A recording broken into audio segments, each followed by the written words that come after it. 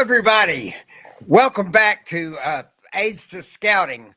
This is our second season, episode 13. Yep. Or is it 14? Maybe it's 14 now. Maybe it's 14. Yeah, once I got past 10 fingers, it's hard to count, you know. I know. I don't want to take my shoes off in front of everybody. Well, tonight we're very fortunate in that we have, I won't call him a Cajun, not yet, but we have Ben Pierce, who is from the Louisiana Swamp Base. You know, Scouting America has these different bases. We've got a base up on the Canadian border. We've got Philmont. We've got the Sea Base, and so we're going to talk today about the Swamp Base, and Ben's going to be our swamp guide. Sounds good. All right, Ben, tell us a little bit about yourself. So I'm actually not a Cajun at all. So I was born and raised in the Rocky Mountains, but I have lived in Louisiana the vast majority of my life. But my last name's Pierce, and you don't find a lot of Cajuns with the last name Pierce. No, monsieur, c'est très bien. Continuez, please. Yeah. Mm-hmm. So I grew up here in Lafayette, Louisiana. Went through all my schooling. I'm an LSU graduate, go Tigers. And I got involved with scouting back in the professional side of scouting back in 2010. So I've been here with the Evangeline Area Council in the heart of Cajun country for 16 years. All right. Well, tell me, were you a scout when you were young?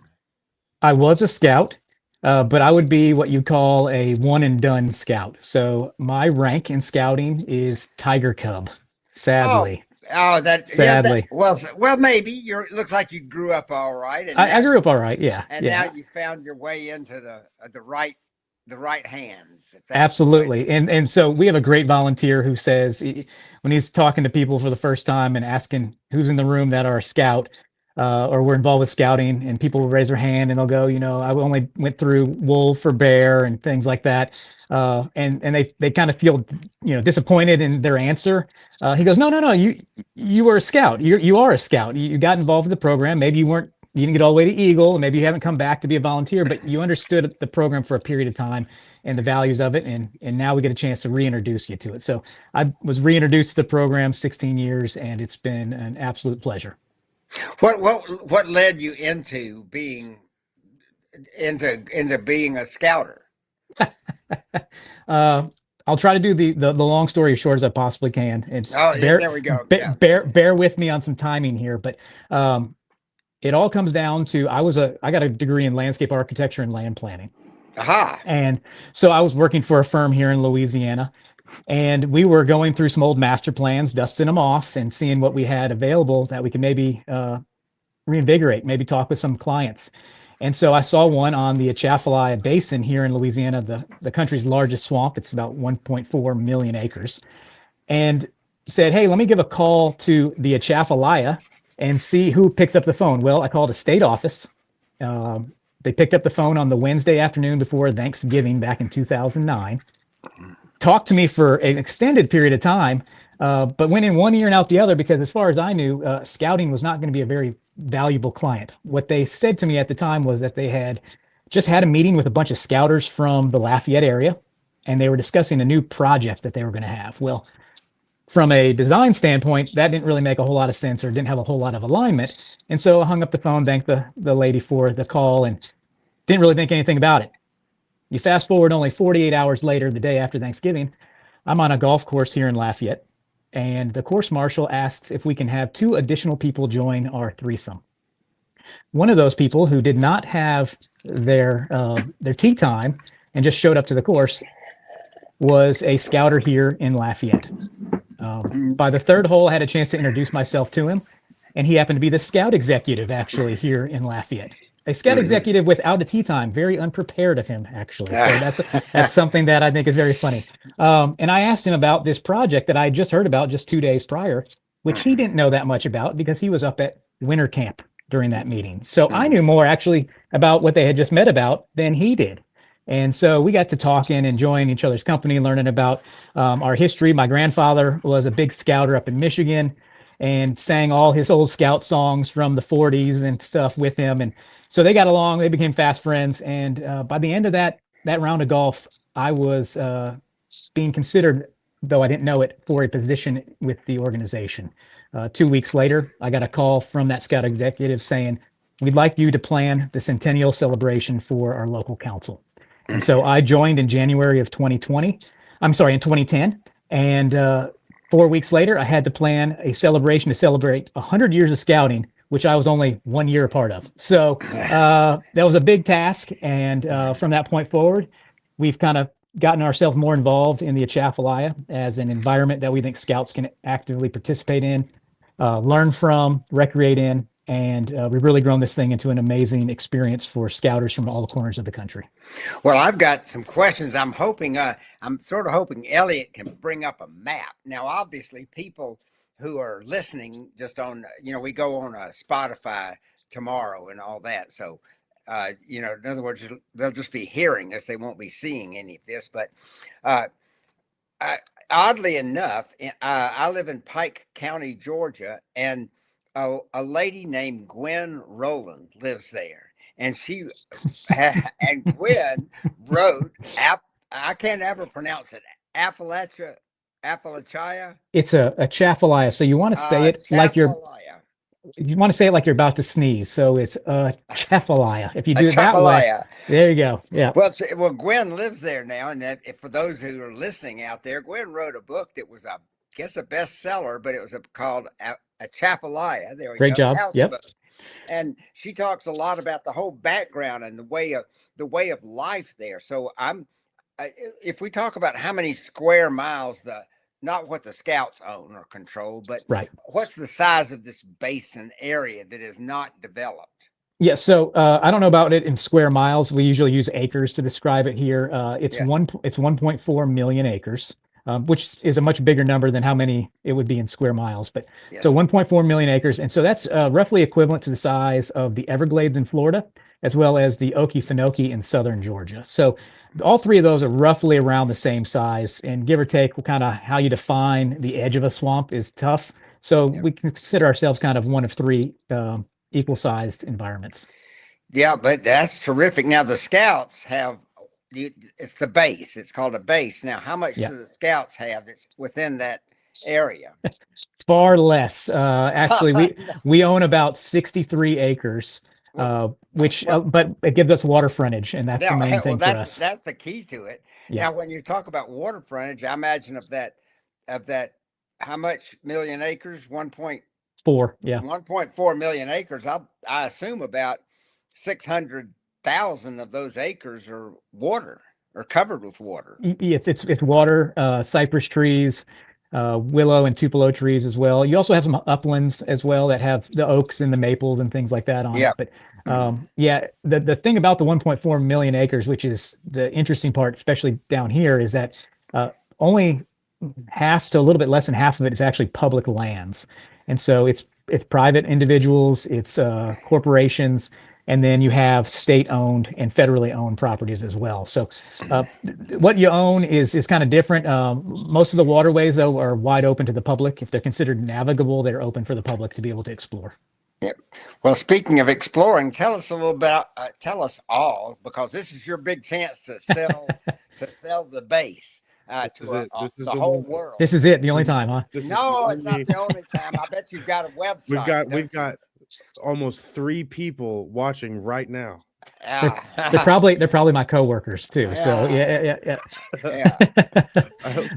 No, we started this, like I said, back in 2010 is when I joined the organization, and it really started as a way to celebrate 100 years of scouting.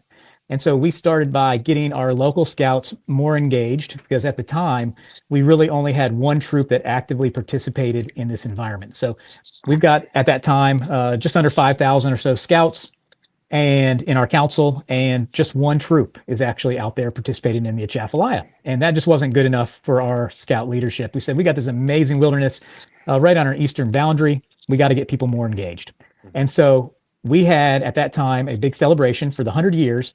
it was to go out there and do some service projects. We wanted to make sure we had our good turn to celebrate the 100 years. So instead of doing a parade or trying to set a record or climb buildings or propel off buildings like we heard, all these things, our project to celebrate 100 years was all about service. And so that is what this has been from the very beginning. The day one, it's about service to this area. So we went out and we planted a cypress tree for every single scout in the council. So we went out there with dibbles, which are kind of very rough, rudimentary type of shovel, and planted 4,457 cypress trees out in the Atchafalaya. We anticipated, our leadership at the time, that we would be planting those until the late hours of the evening, maybe midnight or later, trying to plant that many trees.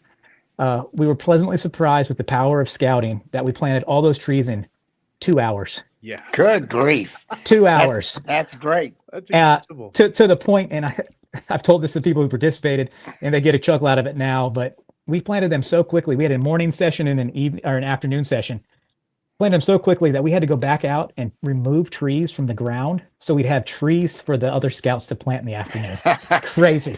So that sounds almost Soviet, you know? Yeah. Well, for somebody who hadn't been involved with scouting in 25 years, to sit there and have your first big event really show that happening was outstanding. And again, my background is not in scouting. You could easily have, and I'm sure you've had many times, people here on this podcast be Eagle Scouts and have been a long history with the scouting organization. My history, as I said, is very, very brief.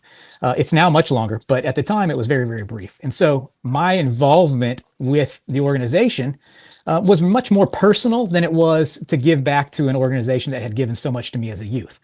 I was wanting to give back, and personally, to my state and to the environment in which I was raised. And so I kind of have always thought about this from a different set of eyes than other people may have who are involved with some of these other bases across the country. I'm not a lifetime scouter. I wasn't. Luckily, though, on our team, I've got some great scouters. So they've always been able to speak the good scout talk. I've always been kind of really focused on the mission of this environment and how it pertains to Louisiana and the rest of the country, and then using the amazing vehicle that is Scouting America to be able to show that to youth and then change perceptions of this place. So I'd like for you to tell us, and I hate to push you and interrupt you, but you're for good. you to tell us what is going on at the base now. Do y'all have a series of Adirondacks or screened buildings, and how many troops do you handle during the summertime? How many, in other words, people around the United States or around the world may want to come to the base and then get on boats and go out in those vast areas down there, which we'll talk about in a minute. Yeah. So, but what do you actually have as physical plant there? Yep. So I'll again, kind of one of these things that we've always kind of talked about. You've seen the movie Field of Dreams back from, I guess, the late 80s, early 90s with Kevin Costner, right? Yes. The big line in that movie was, if you build it, they will come. Yes.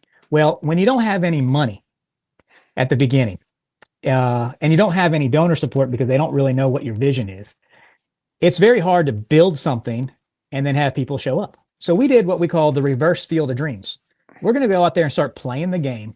In our case, getting scouts out there exploring and adventuring through the wilderness, the Atchafalaya Swamp.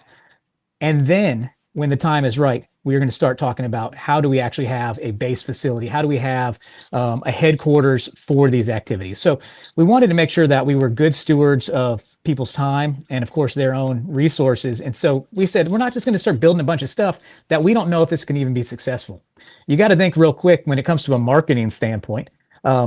Selling a swamp to people is not the easiest task in the world.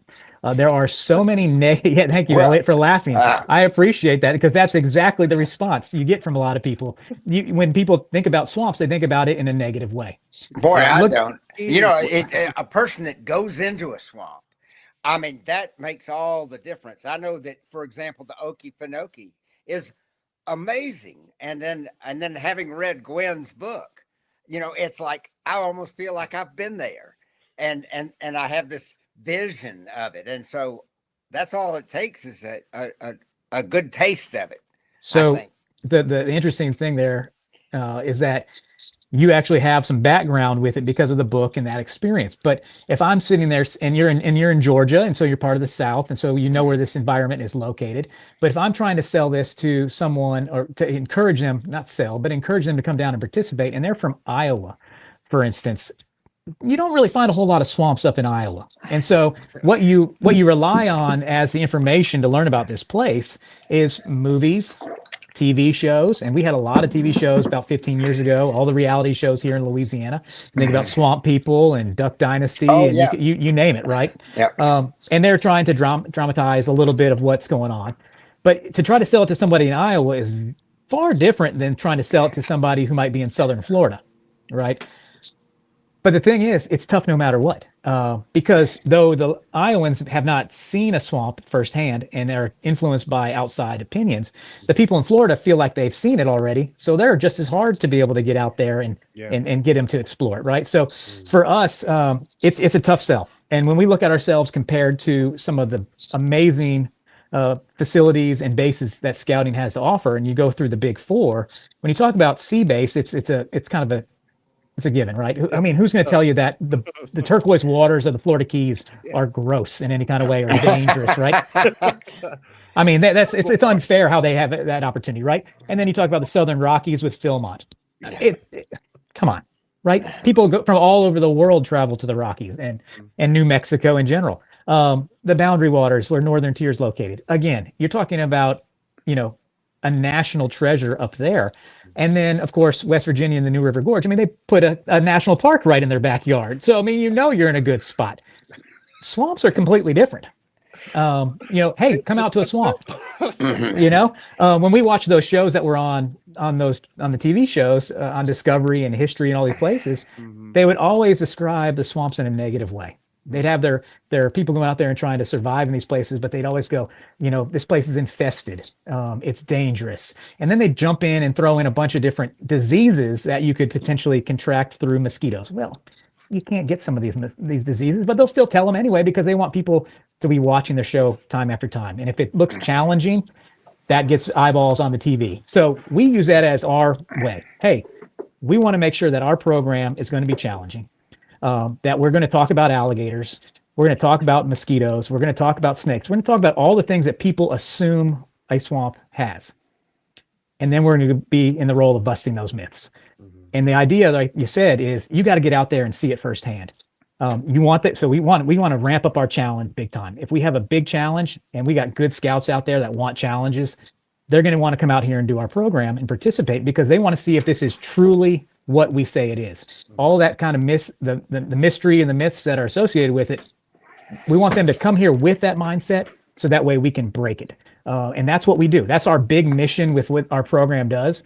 And I'll get to what we do in the facilities. I know we're off a little bit on that tangent, but when we have our scouts arrive to Swamp Base, and it's one of the things that means the most to me, and I get goosebumps almost every time I get a chance to experience this. I'm getting goosebumps right now because I used to own a small swamp, and I'd take my children when they were young, and we'd go swamp walking.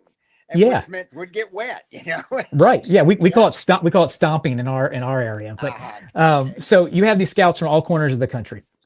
They'll come down. Let's say they're from Idaho, and they arrive at our program, and we do an orientation. And the very first thing we ask them is to describe a swamp with one single word. Now, this is boiling down a 1.4 million acre wilderness to a single word, which can be unfair because it's so diverse. But we want to hear right off the bat, what is their opinion of a swamp? And so we go through every scout, every single leader, one by one, and say, what is the first word that comes to mind when you hear the word swamp? And as you can imagine, you're going to hear words that if you told, we're talking about your mama, you wouldn't be very happy with, right? So gross and nasty and smelly, dangerous, all these things that are pretty offensive feeling, whenever they're talking about, a place that you love so dearly, right?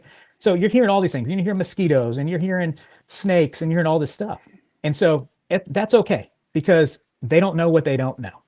And our goal at that point is to tell them, we are going to challenge you over the next 5 days. You're going to get out there, you experience this place firsthand. And then when it's all said and done, we're going to ask you again to describe a swamp with one word. And our goal as a program is to sit there and have turn that around 180 degrees. And so you have that scout or the scouter from Iowa who came down and said, this place is smelly or gross. And you get them to be out there on the water, paddling through the cypress trees and through our program. And when they describe it with one word at the end, your goal is to have them have that positive mindset of it. And so you're hearing words that are very simple and things that you see with your eyes, that it's beautiful and it's majestic and sunset or sunrise and whatever it might be, green. But then you hear things that are much more emotional connections, which to us is what it's all about. So you hear peaceful, right? That's a great one. You hear growth and you're going, okay, well, that could be about the plants and everything. And they're like, no, it's just how I change as a person from the beginning to the end. So from the trailhead to the trail end, how did I change as a person? Not only because of what they had to endure during the trek, but how their mind changes to this place. And then you hear the one that really just, this is the one I get the goosebumps on and the hair on the back of my neck starts to stand up, is when you hear people who are not from the state or not even from this immediate area use the word home to describe this environment. And this is their first time in Louisiana, their first time in a swamp. And they're saying, this place is home to me. And that's the one that when they leave, we're the most proud of, because it's not about what they saw, but it's how it made them feel. It's how they changed. And when you sit there and have a departure ceremony with scouts and scouters in a circle talking about their experience, and that's the kind of level of emotion you're pulling out of them, you know you're making a difference, right? You're making a difference in their scouting career. You're making a difference for our state in this environment, but you're making a huge difference in how they perceive themselves, other people, and other environments for the rest of their lives. And so for us, this has always been, like I said, I'm not a scouter, but I'm able to have an opportunity to use scouting as a vehicle to make drastic and important change for a place that is very valuable to the rest of the country. You know, I'm thinking right now of that word that's popular these days called forest bathing. And so there they are, forest bathing for that whole 5 days. And they're, and I think of my experience with swamps and the majestic trees and the birds going through, and out there you've got it's just marvelous. And all the life that a swamp embraces and nourishes is amazing. I want to take this for a second and kind of relate it to my scouting lifestyle, I guess what you'd say. That feeling that you get, that feeling of that place when you're at home, you know, whether it's the swamp or the Rockies or the Okefenokee swamp or the North Georgia mountains or something like that, or wherever it may be, that feeling that you get where it suddenly feels like home when you've gone through some high adventure challenge like that in the scouts or just as an adventure. It's you've got to go through those tough things, the hard paddles, or the hard climbs, or the hard hikes. And when you get to whatever destination, or maybe you don't even make it to the destination, but you've gone through the challenge anyways, that feeling of home that you get with your group of scouts or friends or family or whatever you have, it's a really fun and interesting thing to be able to gather. But I can only imagine how beautiful and steamy and peaceful that it must feel out in the swamp. I've never been to an actual swamp. I've been to some weird places and down near South Georgia, but they weren't technically swamps. I don't. Well, and Elliot, one of the things that we had a scout several years back, we have a departure ceremony at the end of the experience, and this scout, I didn't know it at the time. No one had told me, but they were born completely blind, and they participated in the program, and so that really changed my whole mindset and how I think about what we do, because I had a scout who goes out there and doesn't see a single thing their entire time. And so beauty is not going to be a word that's going to come to mind for that scout, and neither is majestic and all these other things. And frankly, you know, when they have those long open water paddles, they have no idea how far it is to that other tree line. They don't know if they're, 100 yards away or a mile or more away, and they just sit out there and they give it their all. And they support their paddle mate in the canoe, and they're going out there, and then they're asking for support, and they're providing it. And so it was just a different way of how you think about stuff. And in fact, like when we have these scouts talk about cypress trees and how beautiful they are, and the way that the light goes through the moss, the Spanish moss that's hanging off those branches, that's a thing that this scout never saw. But so what was that cypress tree then to that scout? Well, it was a point of relief and refuge from the summer sun. And so what he felt was different than what the other scouts felt. Like they got a chance to see and feel. All he's doing is having a chance to feel. And so that shade and how it cooled him off, maybe 10, 15 degrees cooler in that shade, that was the impact that this place had on him. It was an amazing thing to find that out at the end of this program, that we had a scout that didn't have the same abilities as the scouts around him, but gave it his all the entire time and was a huge fan of what we were doing out here, because he got the deeper message much faster than maybe some of those other scouts even did. And it speaks truly, even still, without the visual beauty of it all, going through that challenge with your scout mates, you can still find that.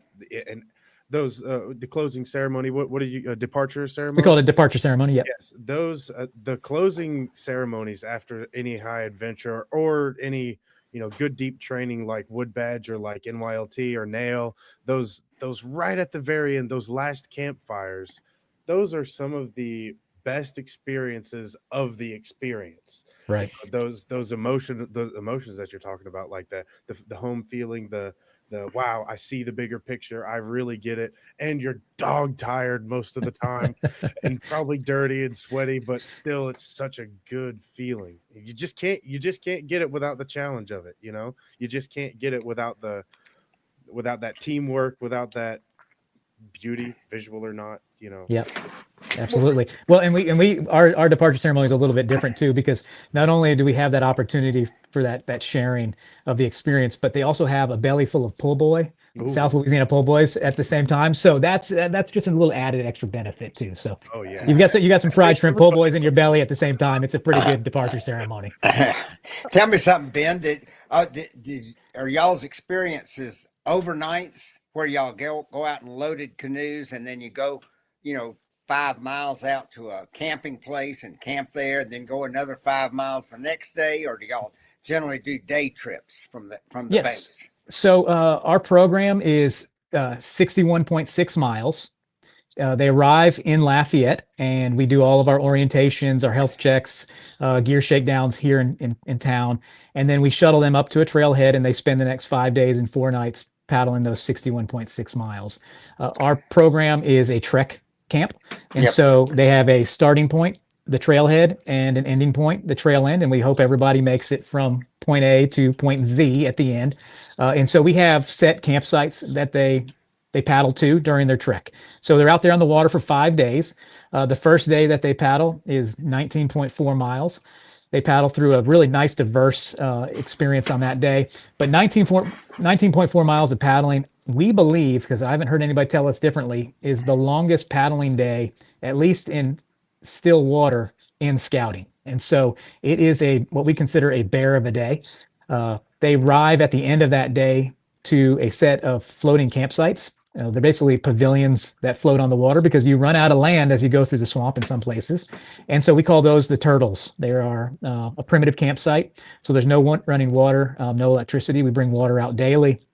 And then they cook out there using propane to make a Louisiana red beans and rice for their first night. And so their first night for these scouts in the swamp, maybe they're from Arizona and they don't have a whole lot of water around them, is sleeping on the water. And so it's an amazing experience. They're dog tired at that point, obviously, but those who stay up and have their headlamps, they can look back at the water around them, enjoy the sunset, and then hopefully see some of those red eyes reflecting back to them of the gators that are out in the water.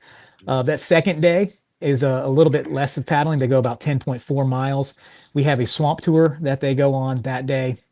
So we have a for-profit company that's actually a partner company of ours here in Louisiana, and they get on a swamp tour boat, the whole crew, and they go out there and they get a chance to get up close to some of the larger alligators that we have in the swamp. And so we're talking 10, 12, 13 feet. What you got? I have a question. How do you keep the gator and Chip? Oh my gosh. Out of what? Give me 1 second. Okay. I'm so excited. I've been looking forward to asking you about this. So for one, you have to have the ability to be able to hold one of these guys right here. And so he brought a gator out. That's incredible. So we got a little baby gator right here. We actually have 5 of them. If you hear the running water in the background, that's a large aquarium that we have here in my office. where they stay. We've got a great partnership with Wildlife and Fisheries here in Louisiana. So we use these guys not only for our scouting program, but also for outreach here with the community. So we're going into schools, we've got field trips. And so, like I said, scouting is this amazing vehicle and a great opportunity, but everyone should have an opportunity to experience this wilderness and learn more about it. And so the best way to be able to, he's chirping for you. Can y'all hear that? Yeah. Oh my gosh. Yeah. Saying hello. But the best way to learn about a creature like this is to see them firsthand, to be able to hold them like this, and then be able to go, you know what, this is an amazing creature. It's got a value to it. It's not something to be scared about, but it's something to learn about and respect. And so that's one of our little babies. This one is probably a year, if not less than that old. Well, I just compared to my head, it's a little tiny. I want people who are just only hearing this over the radio that we're talking about a real live alligator that he's got in his hand. Yeah, Ben just pulled an alligator out of his hat, basically. Not a stuff. It's not a stuffed one. It's a real one. Yeah. And how long is the biggest possible alligator? I hear they can live a tremendously long time. Science has said maybe 60 or 100 years or something. Probably even older than that. So they grow quickly for their first 6 years or so, about a foot a year. And then they grow very slowly from there, just a couple inches, and it just gets even smaller and smaller as they age. Roughly a 12-foot alligator is going to be about 40 or so years old. Wow. And so they have incredibly small brains. So they as people always say, alligators are dumb. They got small brains, but instinctually they are incredibly smart. So they want to stay away from anything that's a threat, and especially as they get older. These little guys like this are a little bit more curious. But if you can see right here, see these stripes on them? That's the tail. Almost looks like a bumblebee stripes. So you have the kind of the yellows and blacks. That's camouflage. So this guy right now, if he was out in the wild, he would be considered prey. So he's not a predator by any means. He's prey for large wading birds like egrets and blue herons. They're looking at this as a potential meal. Even a large catfish could probably take one of these guys out. Even when they're smaller, maybe even a bullfrog too. So it takes a little while for them to get big, but they grow fairly quickly. You could have alligators. I think the record here in Louisiana, maybe it might be the all-time American alligator record, I believe is like 19 feet, 2 inches. Wow. But it was over 100 years ago when they captured that. Usually in the swamp, the largest we'll see, because we do have an active hunting season in the fall, is going to be 13 or so feet. Anything beyond that, usually the hunters find a way to be able to harvest those gators. Yeah. Well, that's, you mentioned herons. And so that's one of the things I think that's very nice about swamps is how they provide such habitat for birds that we don't see. I mean, I see blue herons in our area. Right. They're in Europe and everything. Blue herons are, but you probably have eagles there too, and other kinds of birds similar to eagle, fish hawks and things like that. Yeah. So we have the osprey. Osprey. That's right. Yep. I knew that's what you're going with. My favorite is the spoonbill, the rosette spoonbill. That's the pink bird. A lot of times the scouts will jokingly call that the Cajun flamingos because they're pink. They're a beautiful bird. So we have a lot of the larger wading birds. We have all the different varieties of the ibis. We have cormorants and hingas and things like that. But the Atchafalaya and its size and its location along the Gulf Coast, it's actually a major flyway, part of the Mississippi River flyway. And it's a landing point for songbirds coming across the Gulf from Mexico, southern Mexico, Central America, and South America. So we have a lot of bird activity in this area. And because we have so much water coming down into the swamp, we're connected to the Mississippi River and 40% of the country. So we have great fisheries, and that supports all those birds. And of course, we have amazing reptiles and amphibians too. So we have a really great diversity of wildlife that the scouts see on the trail. And just kind of following up on kind of the talk about the experience, that second day, like I mentioned, was about 10 and a half miles or so. They go on a swamp tour. They get a chance to see the alligators. They don't earn that gator and chip with those 13 footers though.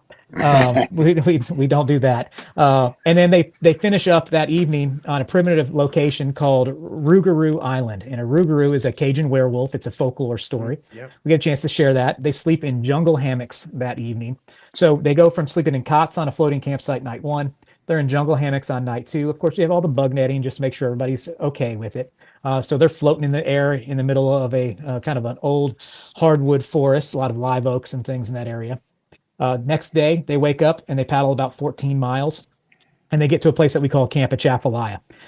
At that location, they actually spend a day off from paddling. So they have 2 nights at that location, 1 day off from paddling, and that allows us to do other programs. And so we have our baby alligators down there, and we get a chance to have everyone hold them and learn more about the gators. We talk a little bit about the watershed of the Mississippi River and its connectivity to Louisiana. And then we have activities and things like that on site. So everybody stays entertained. They get a chance to relax and rest those muscles if they need to, but they also get a chance to really learn more in depth about Louisiana and our connection to the rest of the country. But yes, this thing is a cool little idea. I had a scouter here in my office about a month and a half or so ago, and his son was looking at, his Cub Scout was looking at our alligators, and he said, "Don't put your hand in there. You don't have a gator and chip." And it was just a side comment and joke. And I turned it into a patch. So it's pretty cool little parody patch. Yeah. That's awesome. For those of you who don't know what he's talking about exactly, in scouting, they have what's called a toting chip. And so scouting tries to make sure that all scouts and even Cub Scouts know how to handle a knife and an axe and a hatchet so they don't hurt themselves. And injuries can occur, but that's so a gator toting chip is kind of that same thing, which is you got to have the chip to handle the gator. Yeah. Look, there's a proper way to handle them. They are a living creature, and we want to be respectful to them. And so we go through a whole kind of lesson and lecture about alligators and their importance. They were an endangered species back in the 1970s. I mean, so these things were getting close to the brink of extinction. And now we actually have to have an active hunting season just to keep the numbers back. So from a conservation story, it's an amazing thing with the alligators. So we want to make sure that they practice, like I said, a good, safe handling of that alligator and respect it. Of course, we don't have them without an actual kind of tape or so on the mouth when we're passing them around with scouts or schools, because we want to make sure that nobody makes any mistakes. They are, like, again, it's not Disney. They are a living creature, but this is just a little joke we had here in our office, and our scouters and scouts absolutely love this thing. So. I think it's great. It reminds me of another novelty patch. Just to take it away from the swamp for a second, we had the duct tape merit badge. In my troop, we actually had the little patches with duct tape rolls, but we kind of treated it like it was a legitimate merit badge. We went through the history of duct tape. We went through all the different types of duct tape. You have to make 2 or 3 things with duct tape. You have to repair something with duct tape and all that stuff. And you can turn it in. If you do it, you get your actual little merit badge. Of course, it wasn't real, but it was a lot of fun. Yeah. And that's the point. That's a game with a purpose. Well, it is. There you go. Well, down here in the South, I guess you both know, or these foreigners that might be listening to us need to know what in the South we say, if it moves but it ain't supposed to move, you use duct tape. And if it don't move but it's supposed to move, you use WD-40. If it might bite you, you can put duct tape around its mouth just to be careful. Right? Yeah. Hey, Ben, tell us, you haven't mentioned swimming. Do y'all have swimming there? Yeah, we don't have an active swimming program. So swimming is not something that we necessarily promote as part of our program, though we don't, we're unable to stop scouts from getting in the water. It is perfectly safe for them to swim if they were to so choose so, but it's not something that we sit there and say, hey, look, we're not an aquatics program in that kind of sense. Yeah, I just wondered about alligators in the water. They're actually perfectly safe if they do get in the water. Alligators are really shy and docile creatures. And so this goes back full circle to kind of how we would sell our program and the challenge and the mystery of it. It's okay to fear alligators and be cautious in their environment. Again, we're not swimmers by nature or as humans, right? We're not supposed to be in the water. That's not our environment. Our environment is on land. But when we're in their environment, understanding how they operate out there in a swamp is important. So if a scout was to get in the water, they are usually perfectly safe. It's identifying, an open area within a lake that you don't have a lot of aquatic vegetation, seeing if there are any alligators, curious and looking around. Alligators aren't great at hiding from us. We're in big canoes. We make a lot of noise. If they're curious, they're going to be a couple hundred yards away, kind of looking. But we haven't had any incidences with alligators on our program. This will be our 14th season of running run treks through the. Well, I know people are going to want us to ask, so I'll go ahead and ask. What about snakes and people's interaction with snakes and so forth? I'm not afraid of snakes myself. Yeah, I've been in the woods for so long and almost never encountered any danger. And of course, you don't stick your hands in holes that you don't know what's in there. But and I'm sure that all scouts need to learn about snakes. Just like they need to learn about firearms and canoes and alligators and everything else. So I guess what are the most common snakes that are there? Okay, so I'll step back for just a second and say that we have what we call our big 4 questions, big 4 concerns. And so this is mama, scout leader back at home worried about her scout, or scout master back somewhere worried about their scouts going on the trek. And they will always ask us one of 4 things about the swamp. Alligators, usually the number 1. Snakes will be up there, mosquitoes, and the summer sun and the heat down here in Louisiana, because our program happens during June and July when scouts are out of school, right? So from an alligator standpoint, I said they're shy and docile. We can recreate safely in their environment. Usually scouts will see somewhere between 75 and 100 alligators during their 5 days on the water. The record, however, though, is over 420. So they saw some gators that trek. Mostly probably nests of gators at 25 to 30 or so at a time. When it comes to snakes, we actually rarely see snakes. We actually celebrate the fact if a crew sees a snake because it's so rare. We have big water down here, and there are a lot of predators for snakes, so we don't really see them very often. If we do see snakes, typically the most common are going to be your banded water snake. The 2 venomous varieties that we have are going to be your water moccasin, cottonmouth, and the copperhead. But I rarely hear any scouts who see those. So that's one of those myths that the TV shows want to tell you they're everywhere. They just aren't. I see more of them in suburbia than I actually see out in the swamps. When it comes to mosquitoes, I want to hear about mosquitoes. That's a big question, right? Of course. Yep. Oh, swamps must have bunches of mosquitoes. That's not true. It's not true. Do we have mosquitoes? Absolutely. Is there a single corner in the South that doesn't have mosquitoes? No. Are there places across the Midwest that have mosquitoes? Absolutely. In the Rockies? Absolutely. There's mosquitoes everywhere. The thing is about mosquitoes in the swamp that people don't understand is there just isn't enough prey for mosquitoes to be in the swamp. So when we're on a aquatic environment, we don't have mammals, and that's the number 1 thing that mosquitoes like to feed on. So if you don't have squirrels, raccoons, possums, if you don't have people, you don't have livestock, there's not a lot of prey for a mosquito, so they don't live there. And when we have big moving water like we do, lakes and bayous and stuff like that, it's just not a habitat where they can actually grow. We will find them more in wooded environments where they have kind of relief from the wind. But again, it's because you have the mammals close by.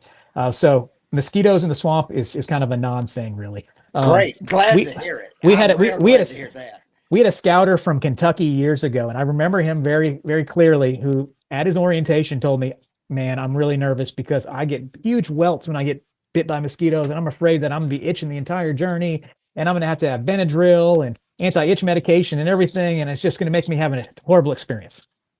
I got to see him again at his departure as he's walking up. I say, I got to know, let me see the arms, the legs. Did you get, bit up? And he goes, man, I got bit up more just walking from the parking lot over here than I did out in the swamp the entire time.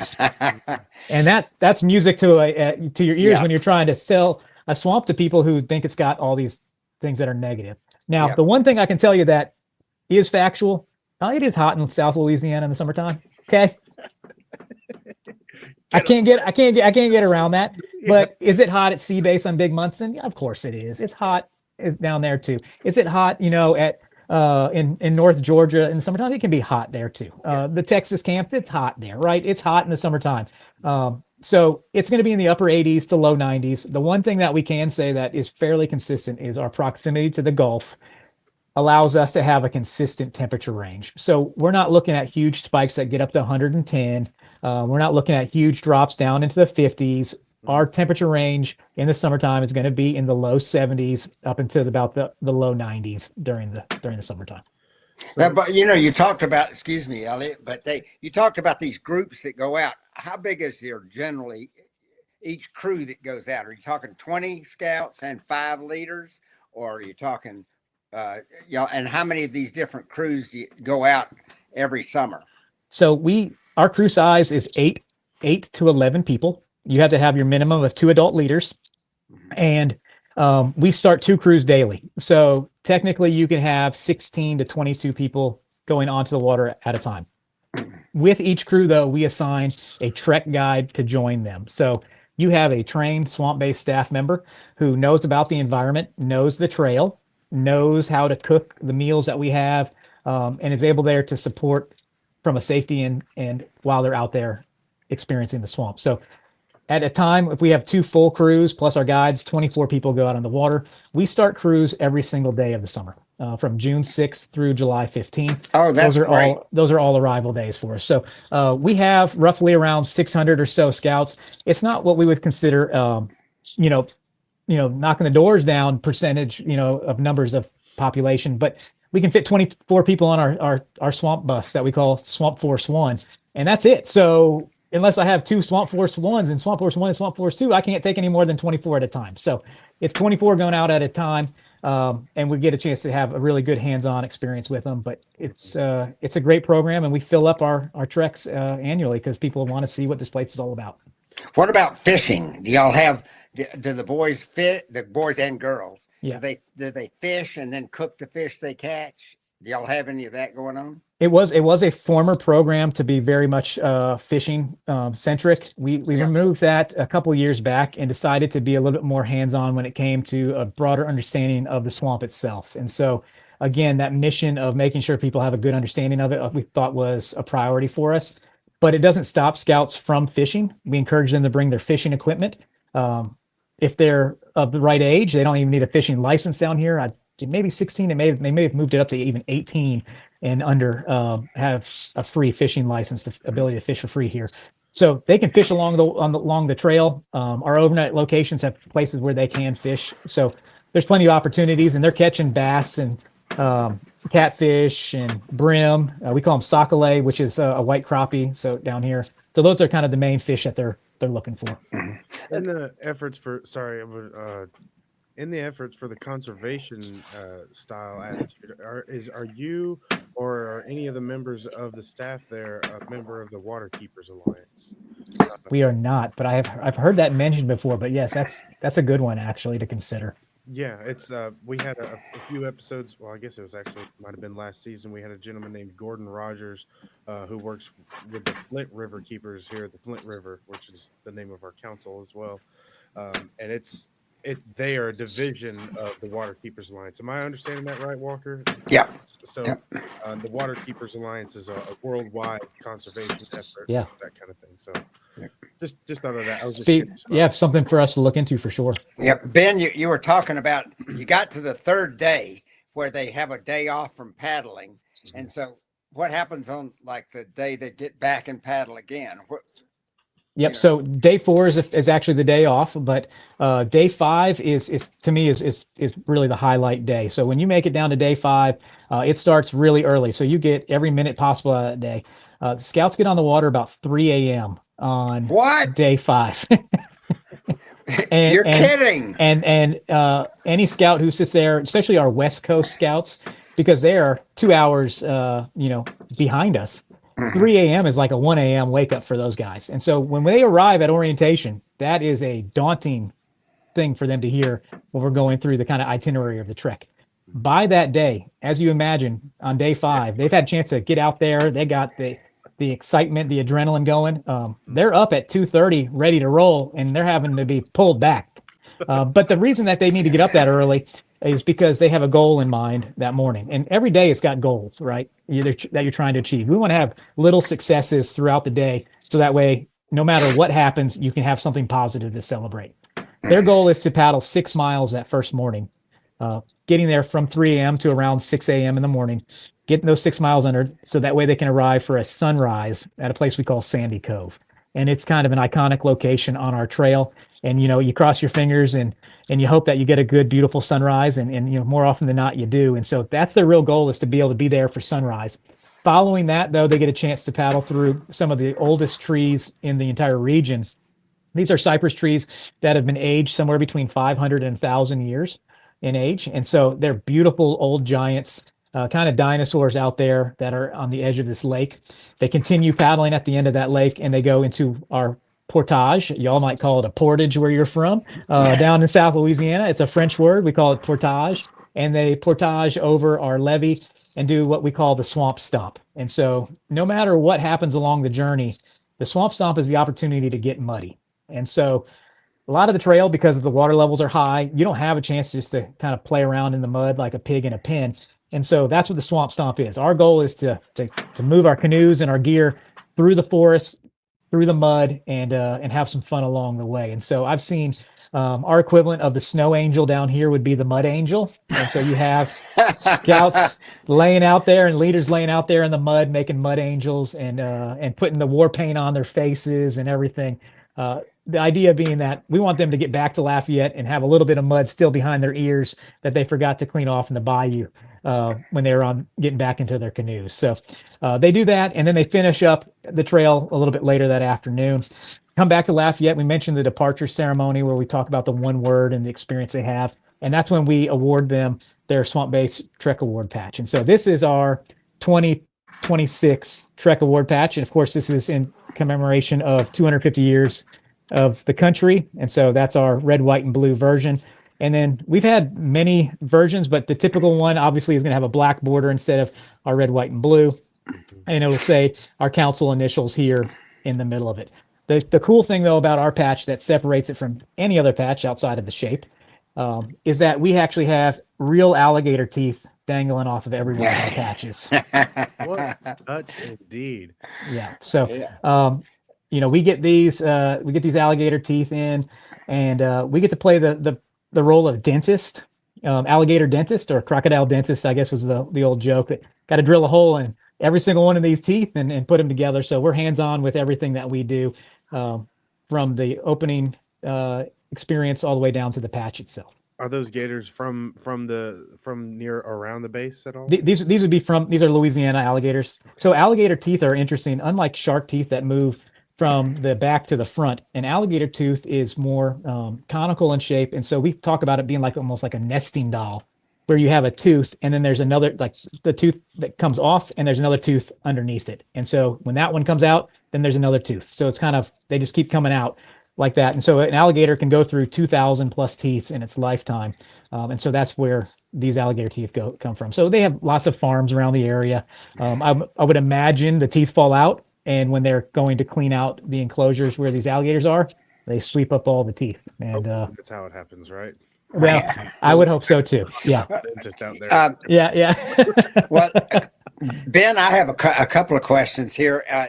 I always have lots of questions, and I'm so glad that you came on tonight. This is really impressive because it's the kind of thing that scouting offers that, I mean, where else can a kid get the swamp experience like that? I mean, I can't think. There's probably some place somewhere, but at any rate, do y'all have a minimum age, or do y'all go ahead and take 11-year-olds and on up? No, and so that's number one. And then number two, what about girls? Do y'all have girls that are enjoying the participation, or is it mostly boys? So our age is 13 and older. We've been 13 and older for a while now. So you have to be basically high adventure age in order to participate. We've had female participants since our first year, and one of our first crews that participated, I think it was maybe crew 2 or 3 back in 2013 have participated. We've enjoyed having female scouts out here on the water. At the time, it was venturing crews, and now we have actual full-on Scouts BSA troops participating that are all female, and they do a fantastic job. I don't know any different from them when they're out there in the water. They're usually more gung-ho, honestly, than even the boys, probably from, being a little bit more mature. So we appreciate having them out there. From a female standpoint, that's never been an issue for us. On our staff, our full-time staff is 50% female.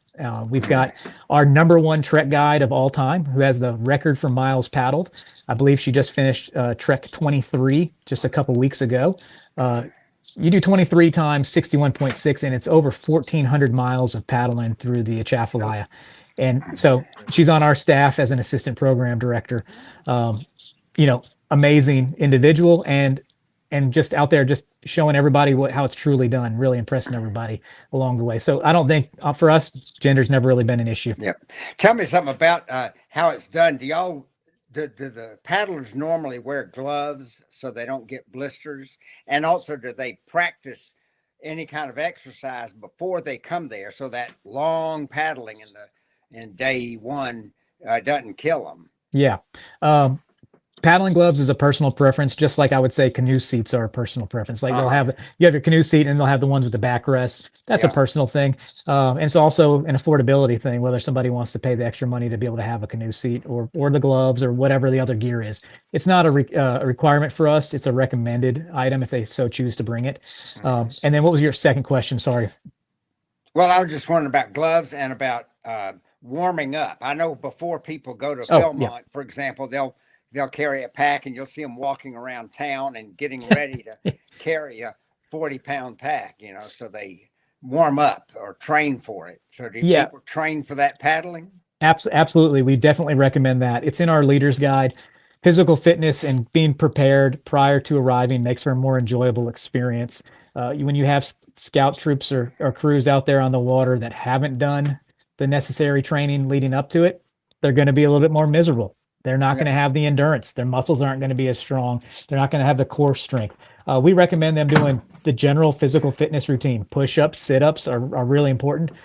Curls, anything with dumbbells is going to be good. Walking is good. Like just having some physical fitness and endurance out there, building up your lung capacity in your heart is always going to be good. The one nice thing that we have as an advantage is that you're sitting down 99% of the time. So you don't have that problem of having to carry everything on your legs. So people can bring a little bit more gear if they so choose. We like to keep everybody light so they're kind of nimble on the water.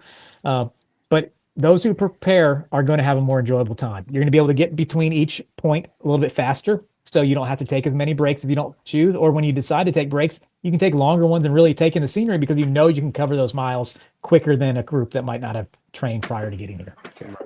Okay, I have one more thing, and then we'll wrap up here pretty soon.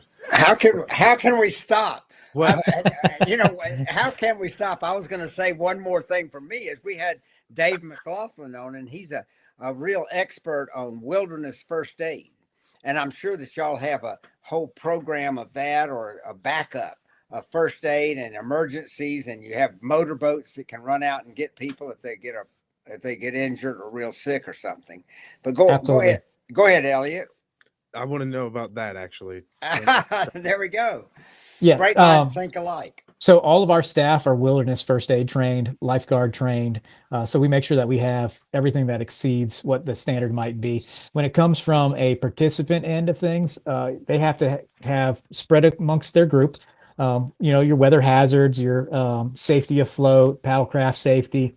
We require just standard first aid with the leaders there because our guide has the wilderness first aid. Sometimes accidents do happen. It's rare for us. The number one thing, though, that we have is issue, and this really comes up again to proper planning before arriving. Dehydration becomes the number one thing for us because they're out on the water and they're forgetting to drink or stay hydrated. And so when they travel from long distances, and again, we get scouts from all over the country. Actually, our number 2 state attended now is California. So they're coming from California just as much as anywhere else, if not more. Texas is number 1 and probably will forever be. But California's jumped up to be number 2. They've traveled a long ways to get here. And if you're not hydrated, which you don't do when you're on an airplane, because you don't want to have to use the restroom on the plane, you're forgetting about that. And they get here dehydrated to begin with. And so that becomes an issue that sees itself early on. So that's usually our number one thing. Sunburns become an issue, but this is all stuff that people can handle if they're just taking care of themselves and looking out for each other. You get the other little incidents that happen, homesick and things like that. Medication that gets wet and it's important for them to get off and get a new prescription, those kind of things. But generally it's pretty normal stuff. And we respond to it with motorboats and everything else that we have at our disposal.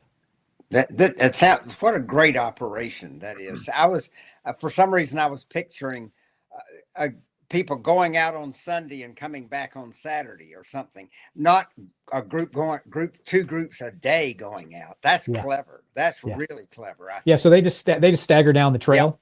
Yep. You know, we've got our handy dandy little brochure right here. Find this Uh-huh. online, swampbasebsa.org. But this actually is great because it's got the whole trail listed through here. So every day along the way tells you some of the highlights of the experience as well. So if you're looking for some good reading material, we got our brochures that we send out all the time.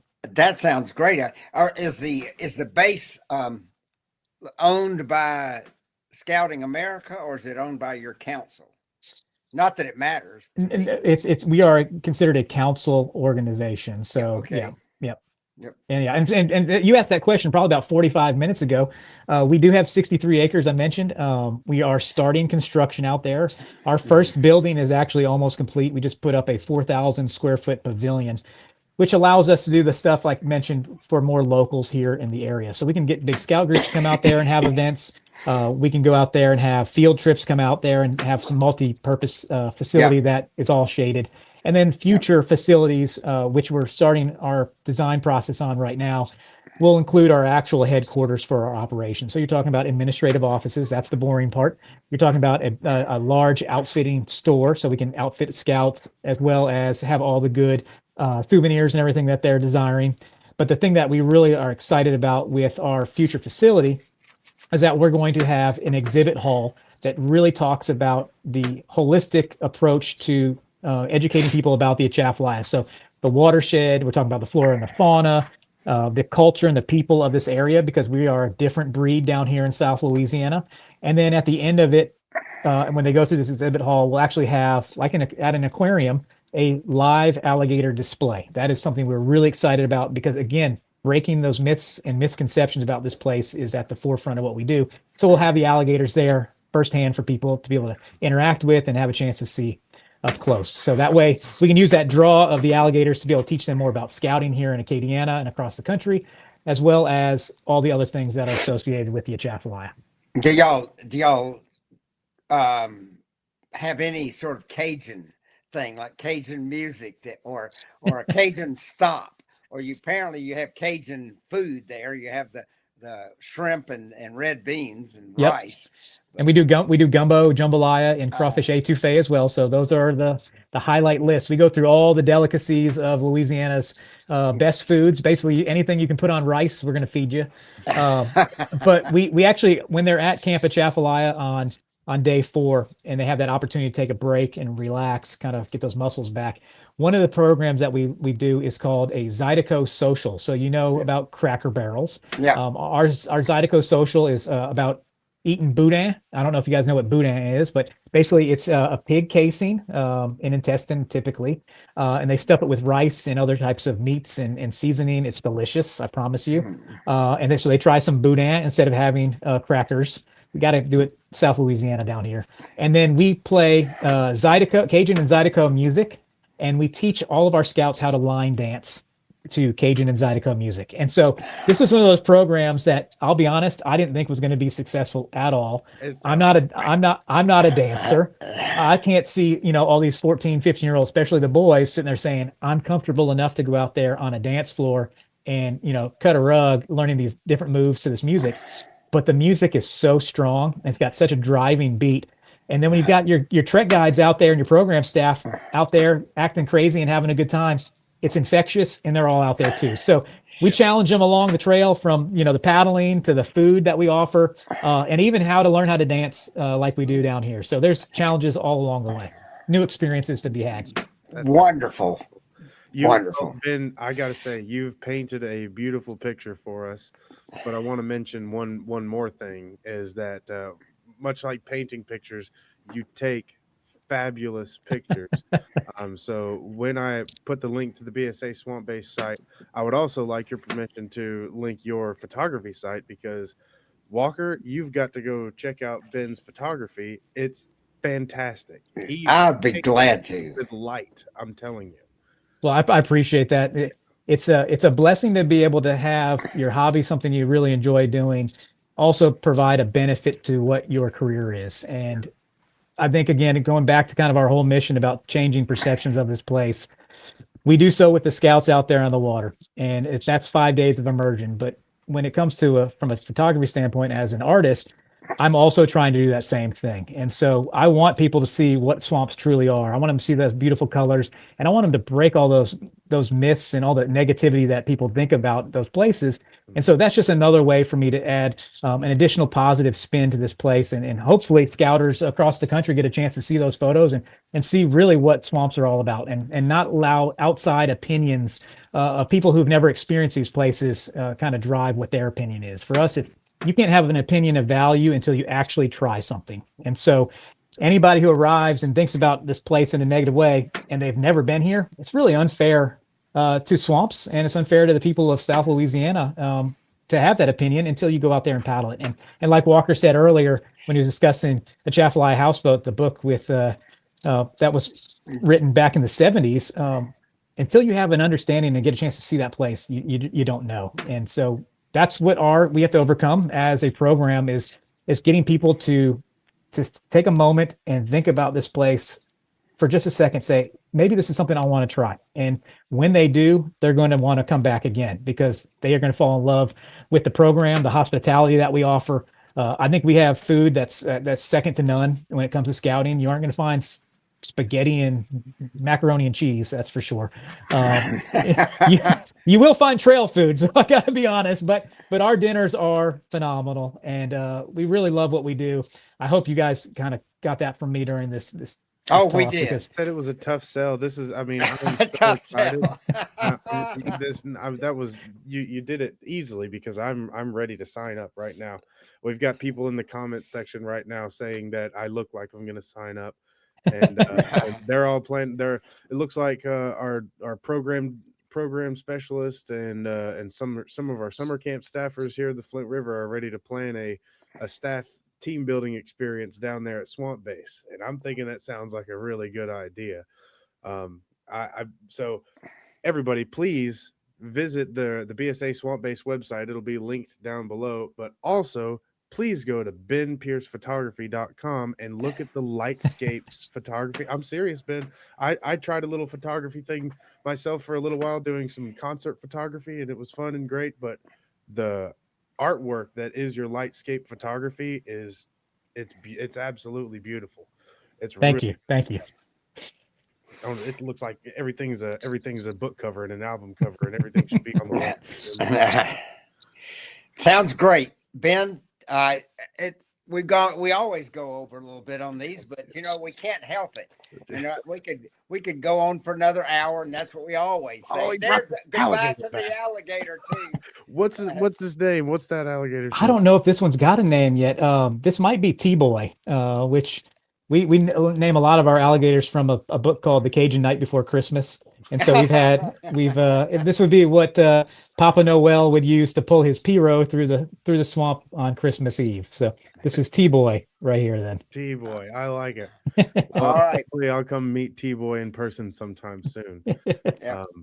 I want to say thank you for being on our show, Ben. I'd look forward to maybe even having you on again to talk more about after the summer is over and after you get all these challenges over with, because there's plenty more to be had. It's going to be a good summer. I can feel it.